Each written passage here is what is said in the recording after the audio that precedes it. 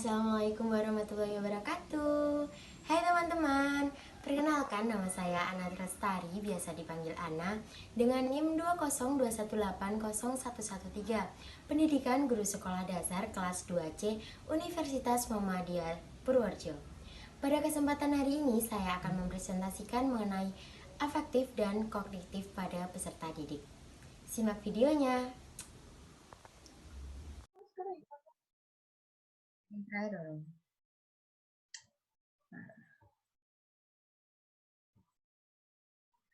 Baik teman-teman, saya akan menyampaikan mengenai kognitif dan afektif pada peserta didik. Simak videonya. Kognitif afektif pada peserta didik. Proses adalah kegiatan yang dilakukan oleh siswa dalam mencapai tujuan pembelajaran. Sedangkan hasil belajar adalah kemampuan yang dimiliki oleh siswa setelah melalui proses pembelajaran atau pengalaman belajar. Menurut Howard Kingsley, membagi 3 macam hasil belajar, yakni yang pertama, keterampilan dan kebiasaan, yang kedua, pengetahuan dan pengertian, dan yang ketiga, sikap dan cita-cita. Sedangkan dalam sistem pendidikan nasional menggunakan klasifikasi hasil belajar dari Benjamin S. Bellhorn yang secara garis besar membagi menjadi 3 ranah, yaitu kognitif, afektif, dan psikomotoris. Saya akan menjelaskan ranah kognitif dan ranah afektif. Yang pertama yaitu adalah ranah kognitif. Ranah kognitif adalah ranah yang mencakup kegiatan mental atau otak. Ranah kognitif ini dibagi menjadi 6, yaitu pengetahuan, pemahaman, penerapan atau aplikasi, analisis dan sintesis dan evaluasi. Saya akan menjelaskan ke-6 ranah kognitif tersebut. Yang pertama yaitu pengetahuan, yaitu kemampuan yang menuntut peserta didik untuk dapat mengenali, mengingat, memanggil kembali tentang adanya konsep, prinsip, fakta, ide, rumus-rumus, istilah, dan nama. Dengan pengetahuan, siswa dituntut untuk dapat mengenali atau mengetahui adanya konsep, fakta, istilah-istilah, dan sebagainya tanpa harus mengerti atau dapat menggunakannya. Yang kedua yaitu pemahaman, yaitu kemampuan yang menuntut peserta didik untuk memahami atau mengerti tentang materi pelajaran yang disampaikan guru dan dapat memanfaatkan tanpa harus menghubungkannya dengan hal-hal lain. Dan yang ketiga yaitu penerapan atau aplikasi, yaitu kemampuan yang menuntut peserta didik untuk menggunakan ide-ide umum, tata cara atau metode, prinsip dan teori-teori dalam situasi baru dan konkret. Aplikasi atau penerapan ini adalah proses berpikir setingkat lebih tinggi daripada pemahaman. Dan yang keempat yaitu analisis, yaitu kemampuan yang menuntut peserta didik untuk menguraikan suatu situasi atau keadaan tertentu ke dalam unsur-unsur atau komponen pembentuknya. Dan yang kelima yaitu sintesis, yaitu penyatuan unsur-unsur atau bagian-bagian ke dalam bentuk menyeluruh. Dan yang keenam yaitu evaluasi. Evaluasi yaitu kemampuan yang menuntut peserta didik untuk dapat mengevaluasi suatu situasi, keadaan, pernyataan, atau konsep berdasarkan kriteria tertentu. Dan yang keenam, sudah. Hal terpenting dalam evaluasi ini adalah menciptakan kondisi sedemikian rupa sehingga peserta didik mampu mengembangkan kriteria atau patokan untuk mengevaluasi tertentu. Dan yang kedua yaitu ranah afektif. Ranah afektif adalah ranah yang berkaitan dengan sikap dan nilai.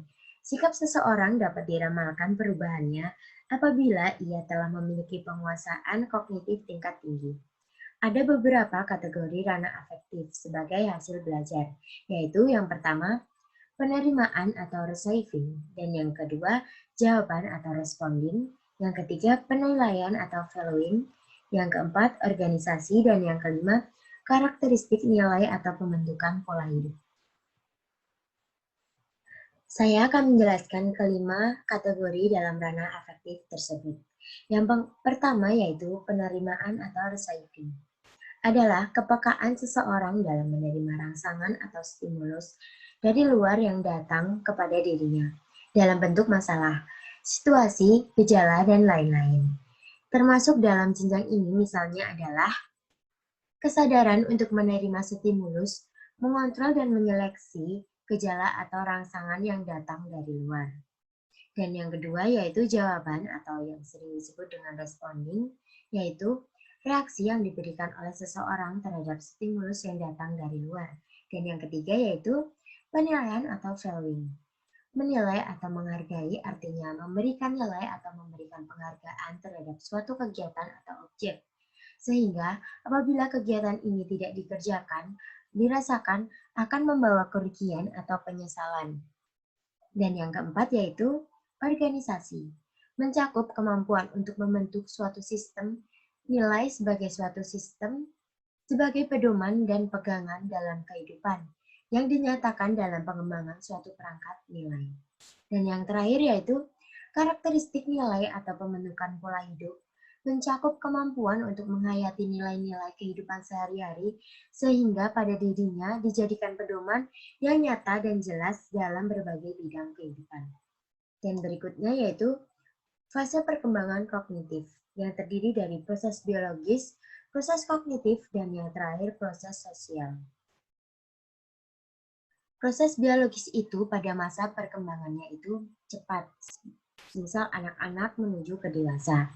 Dan pada proses kognitif yaitu proses yang kompleks dengan lingkungannya, yaitu semisal kalau anak-anak main, nah kita itu mencontoh anak-anak lain mainnya itu seperti apa. Untuk proses sosialnya yaitu pengaruhnya butuh waktu. Jadi dalam proses biologis, kognitif, dan sosial itu terdapat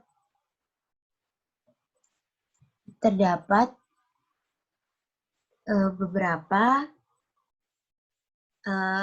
tahun, yaitu untuk sensori motornya dari tahun 0 sampai 2 tahun. Praoperasional yaitu 2 sampai 7 tahun. Operasional konkret 7 sampai 11 tahun. Dan operasional formal yaitu 11 sampai 15 tahun.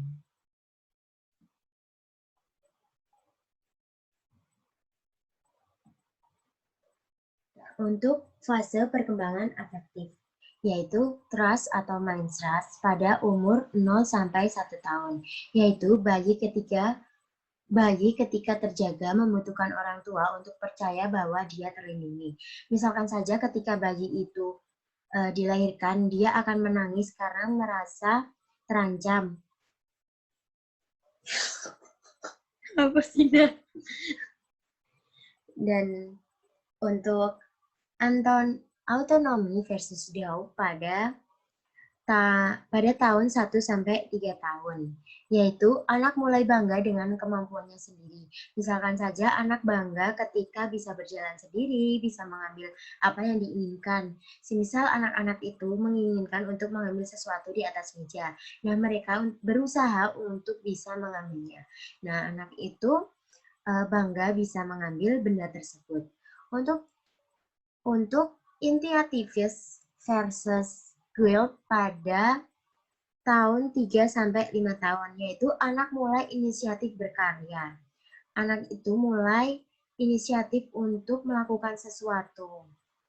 Industri versus interiority 6 sampai 11 tahun, yaitu anak mulai belajar bertanggung jawab. Anak itu bakal bertanggung jawab pada umur 6 sampai 11 tahun. Misalkan saja mendapat tugas dari ibunya, dia akan bertanggung jawab sehingga mengerjakannya. Untuk identiti pada umur 12 sampai 18 tahun, yaitu mempunyai perspektif sendiri. Mereka itu memiliki pemikiran sendiri, keinginannya itu apa dan akan mencobanya. Yang berikutnya yaitu intimidasi versus isolation pada umur 19 tahun sampai 25 tahun, yaitu mampu membaur dengan baik. Pada umur 19 sampai 20 tahun, anak-anak mungkin sering disebut remaja atau dewasa akan bisa berbaur dengan orang lain sehingga mampu berkomunikasi yang baik dan benar. Untuk berikutnya yaitu generativi versus self-absorption. yaitu pada umur 25-45 tahun, yaitu memikirkan generasi selanjutnya atau sering disebut visioner. Untuk integrity versus despair yaitu pada 45 tahun ke atas. Mapan atau penyesalan pada masa lampau. Jadi pada umur 45 tahun tuh bisa mapan mendapatkan pekerjaan yang mereka inginkan atau menyesal waktu dewasa itu nggak pernah kerja atau gimana ya teman-teman. Seperti itu. Untuk berikutnya yaitu kognitif afektif, terdiri dari kecerdasan anak. Kecerdasan anak itu terdiri dari spasial, logis matematika, linguistik, musikal, intrapersonal dan interpersonal, dan yang terakhir yaitu kinestetik. Dan sekian yang dapat saya sampaikan. Mohon maaf apabila banyak kesalahan. Wabillahi taufiq walhidayah. Wassalamualaikum warahmatullahi wabarakatuh.